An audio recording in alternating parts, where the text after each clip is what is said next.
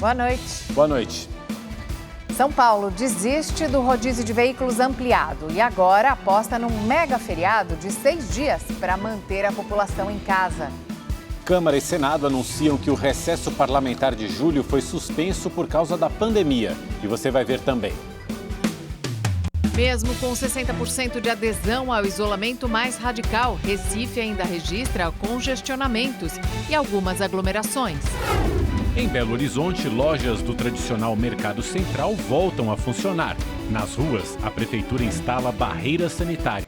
E depois da liberação da Anvisa, Agência Nacional de Vigilância Sanitária, para a realização dos testes rápidos nas farmácias, algumas empresas já estão se preparando para uma nova rotina de trabalho.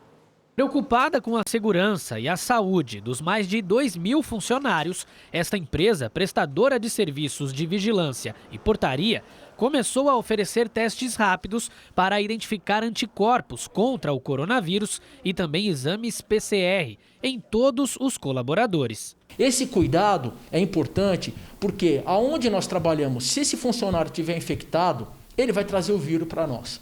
Então, ele mede a temperatura, faz a desinfecção das mãos, faz a desinfecção corporal, aonde nós podemos dar tranquilidade para o funcionário trabalhar de uma maneira segura aqui dentro da empresa. Até uma máquina de desinfecção corporal foi instalada na empresa. Um dispositivo libera uma concentração de ozônio, que promete eliminar 99% dos vírus, bactérias e fungos da superfície do corpo, da roupa e dos sapatos. Tudo isso só foi possível graças a startups de empresários como o Patrick, que encontrou na pandemia a oportunidade para empreender e atender a demanda gerada pelo vírus. A nossa empresa, na verdade, ela nasceu como um marketplace de saúde.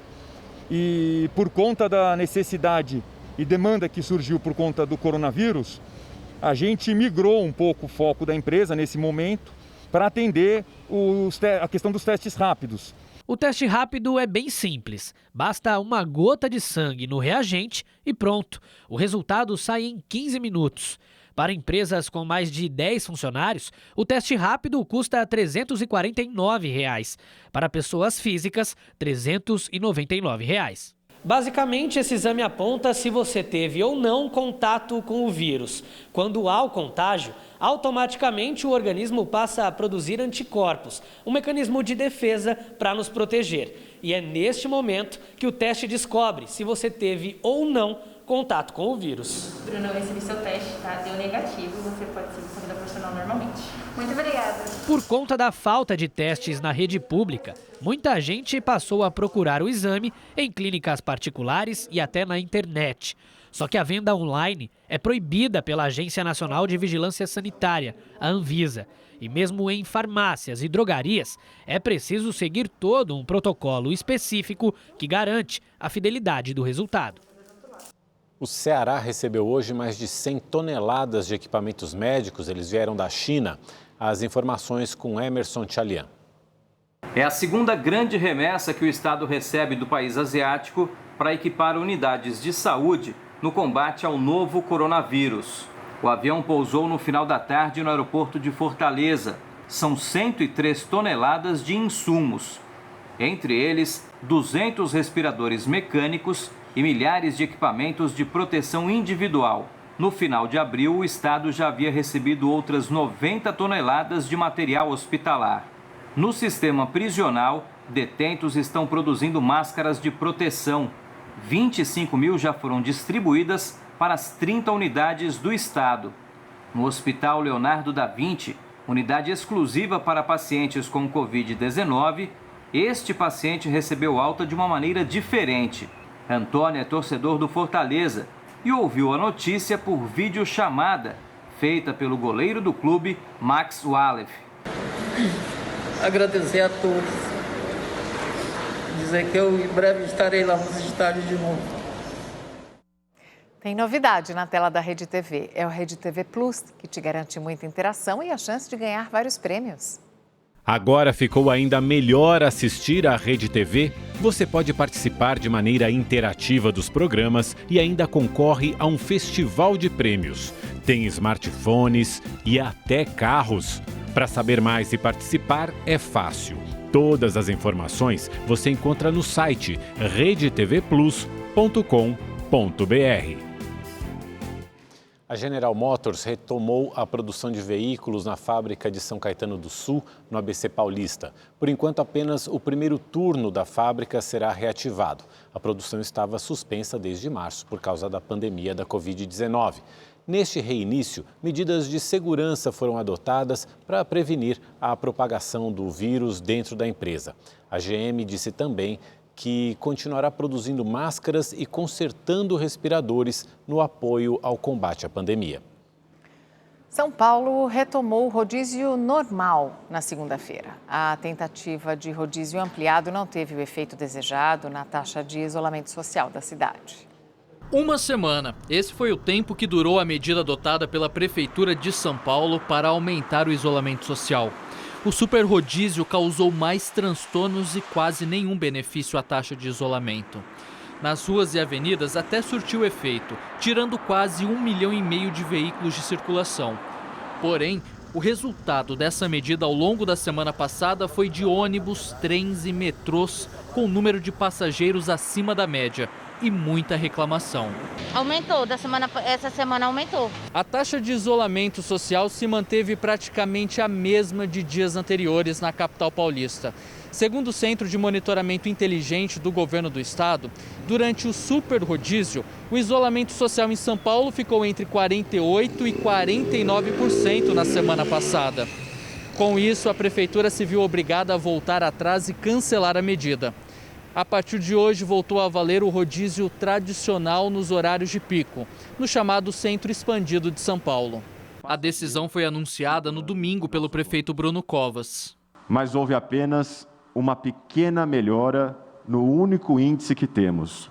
Comparando a sexta-feira, dia 8, com a sexta-feira, dia 15, subimos apenas 2 pontos percentuais, passando de 46% para 48% de isolamento, mantendo-se abaixo dos 50%.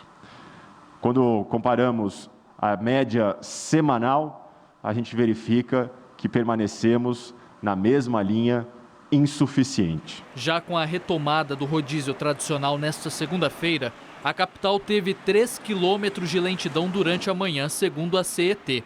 Para os motoristas, o cancelamento do super rodízio foi um alívio. Eu acho que não ajudou muita coisa não, né, cara? Porque o pessoal, em vez de ir de carro, estava indo de ônibus, né? Ah, sim, bem melhor, mais seguro, né? Eu acho.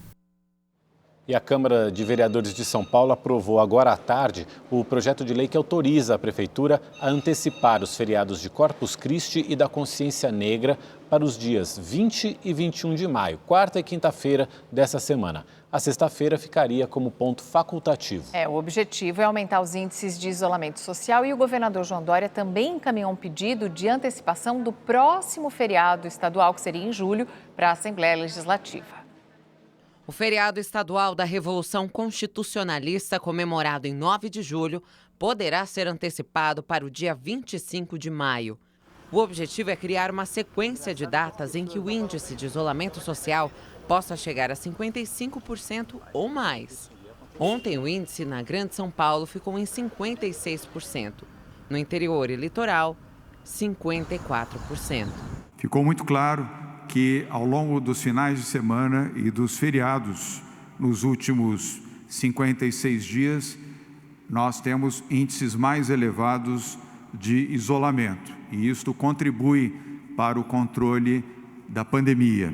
Portanto, com esta decisão, nós teremos um período mais prolongado de feriados e, com isso, desejamos, essa é a expectativa, possamos ter índices semelhantes aos demais feriados e aos finais de semana. Essa é mais uma medida do governo de São Paulo para evitar o lockdown. Além disso, outros 2.000 respiradores devem chegar até o final do mês de maio. A situação está sob controle, nós não temos nenhum risco neste momento, volto a dizer, não se pode fazer uma projeção segura e absoluta sobre a expansão do vírus, mas, pelos dados que dispomos, ainda estamos dentro de uma margem segura que não estabelece colapso em São Paulo. A questão de incorporação de leitos a questão de diminuição da curva de velocidade da infecção, tudo isso é preventivo ao lockdown.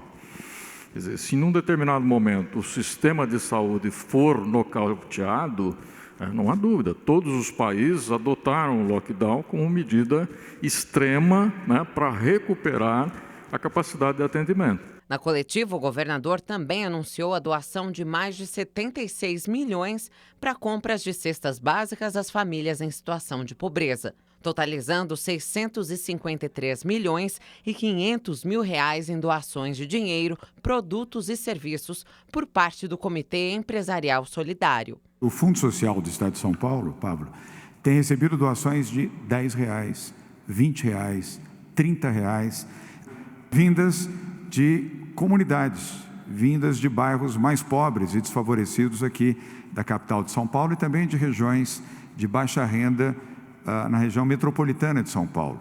Ou seja, é uma demonstração de solidariedade, demonstração de apoio, de compreensão, um lado de compaixão, mesmo daqueles que têm dificuldade.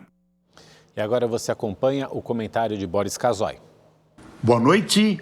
Depois do malfadado rodízio imposto à população paulistana e que só poderia dar com os burros d'água, surge uma nova ideia, reunindo o governador e o prefeito paulistano. É esse lockdown provisório de 6 dias que antecipa feriados. Trata-se de mais uma experiência sem base científica, baseada apenas em palpites e que, mais uma vez, vai sacrificar toda uma população. Fica no ar a pergunta: será que não existe neste governo e na Prefeitura de São Paulo um mínimo de planejamento? Isso é uma vergonha. E neste momento, em São Paulo, manifestantes ocupam um trecho da Marginal Tietê, pedindo a reabertura do comércio e a retomada da economia. O repórter Guilherme Lopes tem as informações. Guilherme, boa noite. Olá, Mariana, Mauro, boa noite a vocês, boa noite a todos. Eu falo ao vivo da Ponte Cruzeiro do Sul, bem em cima da Marginal Tietê, no sentido rodovia Ayrton Senna. E neste momento, os manifestantes se concentram na pista central da Marginal Tietê. Eles estão aqui desde mais cedo e, como a Mariana citou, pedem a reabertura do comércio e a retomada da economia aqui no estado de São Paulo. A gente percebe que a Polícia Militar permanece aqui fazendo a segurança dos motoristas e agora, nesse momento, a gente também consegue perceber que o trânsito diminuiu bastante, mas há pouco a aglomeração era bem maior, tanto que o volume de carros chegava mais ou menos na altura da ponte da Casa Verde. A gente percebe que a pista expressa da Marginal no sentido rodovia Ayrton Senna e a pista do local seguem liberadas, apesar que a polícia continua ali fazendo essa segurança, e a pista central nesse trecho é a que permanece fechada para os motoristas. Os manifestantes estão neste protesto desde mais cedo, além de caminhoneiros, perueiros também participam. Lembrando que na semana passada eles também fizeram uma manifestação parecida como esta, pedindo a reabertura do comércio e a retomada da economia aqui no estado de São Paulo. Os manifestantes disseram que vão ficar aqui até por volta das 10 horas da noite. Por enquanto, a manifestação segue tranquila, controlada, com a presença da polícia e os manifestantes aqui na pista central da Marginal Tietê, no sentido rodovia Ayrton Senna. Da Ponte Cruzeiro do Sul, em São Paulo, Guilherme Lopes, para o Rede TV News. Moradores da comunidade de Paraisópolis, na zona sul de São Paulo, fizeram um protesto hoje nas proximidades da sede do governo paulista. Os manifestantes, no entanto, não conseguiram se aproximar do Palácio dos Bandeirantes por causa de um bloqueio montado pela PM. Durante a passeata, eles disseram que enfrentam problemas como falta de água, falta de testes para identificar a Covid-19, falta de serviço de ambulâncias, alimentação e higiene. Cobraram também políticas públicas para o enfrentamento da pandemia nas favelas. Na coletiva de hoje, o governador João Dória e o prefeito Bruno Covas disseram que as reivindicações dos manifestantes não procedem. E em meio à crise provocada pelo novo coronavírus, o secretário estadual de Saúde do Rio de Janeiro também foi substituído. O novo secretário é clínico geral e especialista no tratamento de pacientes com AIDS. Fernando Ferri atuava como diretor-geral do Hospital Universitário Gafrey Guinle. A troca foi confirmada ontem pelo governo do estado. Ferri assumiu o lugar de Edmar Santos, que estava na pasta desde o início do governo de Wilson Witzel, e agora vai ficar à frente de uma comissão de notáveis para o enfrentamento da pandemia. O afastamento de Edmar se dá em meio a uma crise, com atrasos na entrega de hospitais de campanha e denúncias de corrupção. No início do mês, o subsecretário de Saúde, Gabriel Neves, e outras 3 pessoas foram presos por suspeita de vantagens na compra emergencial de respiradores. Um deles é Gustavo Borges da Silva, substituto de Gabriel ao ser exonerado. O próprio Fernando Ferri já foi alvo de denúncias. Em 2018, ele foi acusado por funcionários de permitir que indicados políticos furassem a fila do sistema de centrais de regulação. A Prefeitura de Belo Horizonte montou barreiras sanitárias na cidade para reforçar o combate à Covid-19. Agentes públicos estão autorizados a solicitar testes clínicos aos ocupantes de veículos. São 10 pontos estratégicos. Durante a inspeção, motoristas e passageiros respondem perguntas e têm a temperatura corporal medida. Nos últimos 14 dias, teve contato com alguma pessoa com suspeita de Covid? Passageiros de ônibus e motociclistas também são examinados e recebem orientações. Nas primeiras horas da fiscalização, quase 1.700 veículos foram parados e mais de 3.700 pessoas avaliadas. 27 apresentaram sintomas da Covid-19 e foram encaminhadas para unidades de saúde. Às vezes a guarda ou a polícia militar poderão vir a ser acionadas porque é uma irresponsabilidade e é crime a pessoa sabidamente doente estar transmitindo essa doença para outras pessoas. No mercado central da capital mineira, várias lojas tiveram autorização para reabrir hoje. Esta, de utilidades domésticas, ficou fechada há 45 dias. Tem que começar uma hora, né? Porque isso não pode continuar do jeito que está por muito tempo, né? Dos 400 estabelecimentos, 340 foram liberados para o trabalho. Já o número de clientes dentro do mercado é restrito, no máximo 370. O acesso é controlado em todas as portarias. Quem entra recebe uma senha como esta, que deve ser devolvida na saída. A fila de espera é organizada na calçada. Eu acho ótimo que as pessoas estão colaborando, né? Que quanto mais colaborar, mais rápido vai passar essa pandemia. O presidente Jair Bolsonaro participou ontem de um ato em apoio ao governo que foi feito em Brasília. O ato em apoio ao governo de Jair Bolsonaro e favorável ao relaxamento das medidas de isolamento começou com uma carreata. Depois, o grupo se concentrou em frente ao Palácio do Planalto, onde foram saudados por Bolsonaro e por ministros que acompanhavam o presidente. Uma criança vestida de policial subiu a rampa do Palácio do Planalto. Ao lado do garoto, Bolsonaro se aproximou do público. É muito gratificante, honroso da minha parte, do meu ministério, receber uma manifestação de apoio nesse sentido. Isso fortalece a todos nós aqui em Brasília uma busca de conseguir meios, não só para combater esse vírus, que tem levado vítima no momento que preocupa a todos nós, bem como proporcionar dias melhores para a nossa população, através das boas políticas implementadas, em especial pelo Poder Legislativo e Executivo. A Caixa Econômica Federal liberou a partir de hoje o lote de pagamento da primeira parcela do auxílio emergencial de R$ 600 para mais de 8 milhões de novos beneficiários. O calendário de pagamento tem como base a data de nascimento do cidadão. Nesta terça-feira, recebem os trabalhadores informais nascidos em janeiro. Na quarta, os que fazem aniversário em fevereiro. E assim por diante. Hoje, a Caixa começou a pagar a segunda parcela do auxílio para quem já recebe o Bolsa Família. Para os inscritos no Cadastro Único, no aplicativo ou no site da Caixa, os créditos serão feitos a partir de quarta-feira. Mais de 50 milhões de pessoas já receberam a primeira parcela do auxílio, somando um total de 35 bilhões de reais. O Ministério da Saúde atualizou agora há pouco os números sobre o novo coronavírus no Brasil. São Paulo é o estado com mais casos da Covid-19, seguido por Rio de Janeiro, Ceará, Amazonas e Pernambuco. O Ministério também informou que mais de 100 mil pessoas estão recuperadas da doença e cerca de 136 mil permanecem em acompanhamento. o país acumula 16.792 mortes provocadas pelo novo coronavírus. E o ministro interino da Saúde, Eduardo Pazuello, participou hoje da abertura da Assembleia Geral da Organização Mundial da Saúde. No discurso por videoconferência em inglês, Pazuello afirmou que o Brasil enfrenta a pandemia da Covid-19 com diálogo com os estados. O ministro interino ressaltou que o país tem dimensões continentais, por isso, cada região precisa enfrentar a doença de uma maneira. Eduardo Pazuello também reforçou o compromisso do Brasil de apoiar iniciativas internacionais na busca por uma cura para o novo coronavírus.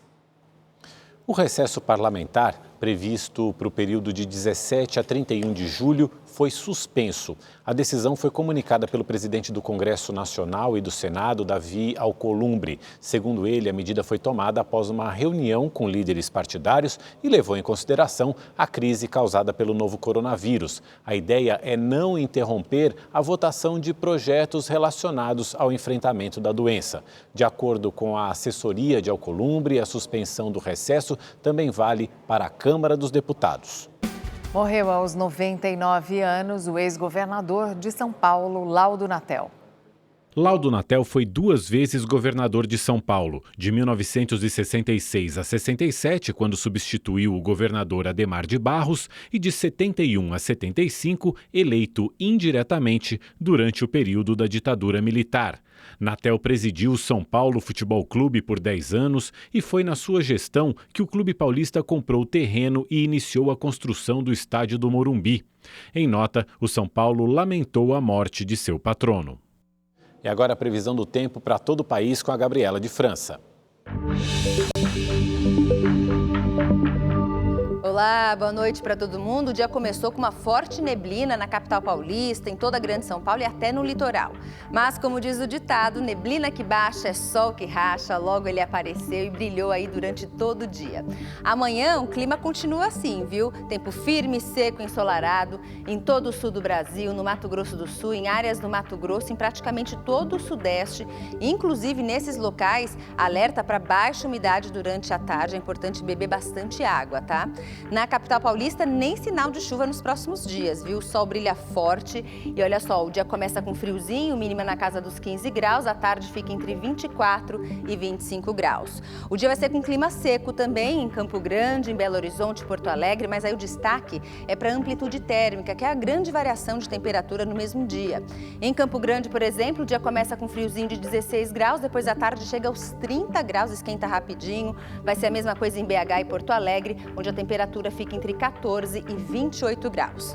Enquanto isso, as pancadas de chuva continuam sobre norte e nordeste do Brasil. Ainda assim, o sol aparece. Essa chuva deve ser mais intensa nessas áreas em destaque. Agora, no nordeste, o tempo fica muito fechado, encoberto e chuvoso em toda a costa leste da região, desde o Rio Grande do Norte até o litoral sul da Bahia. A gente vai lá para Salvador, onde continua o alerta para muita chuva nas próximas horas. Tempo instável, é alto risco aí de alagamentos, deslizamentos, transtornos para a população, máxima de 27 graus.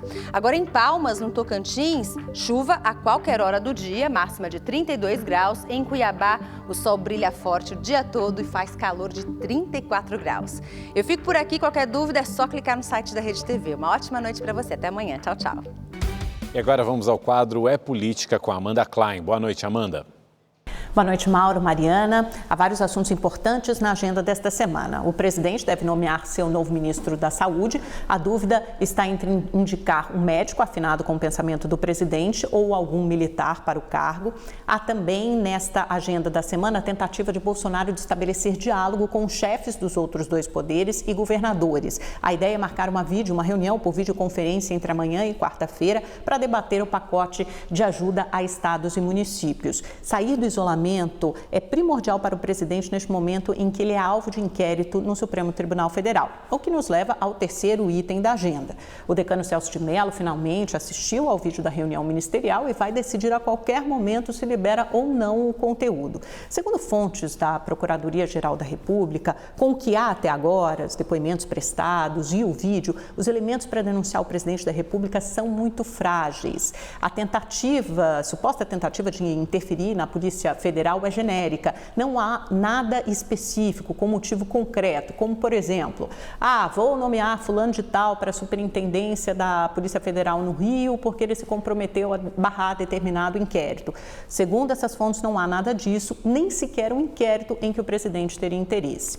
Já em relação aos fatos revelados pelo empresário Paulo Marinho, de que Flávio Bolsonaro teria sido alertado com antecedência durante a eleição de 2018 sobre a operação da PF que trouxe à tona o caso Queiroz, a análise e a avaliação entre interlocutores próximos ao Augusto Aras é que é preciso saber se há relação com o atual inquérito.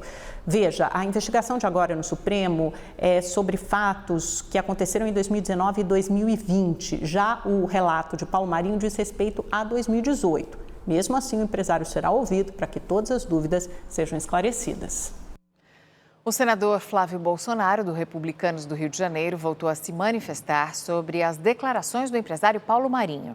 Pelo Twitter, Flávio Bolsonaro afirmou que nem ele, nem seu ex-assessor, Fabrício Queiroz, eram alvos da operação chamada Furna da Onça.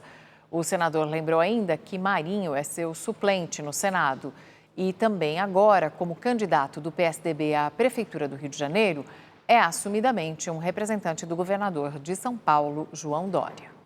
Por hoje é só, o Rede TV News fica por aqui. Obrigado pela companhia e uma ótima noite para você. Boa noite e até amanhã.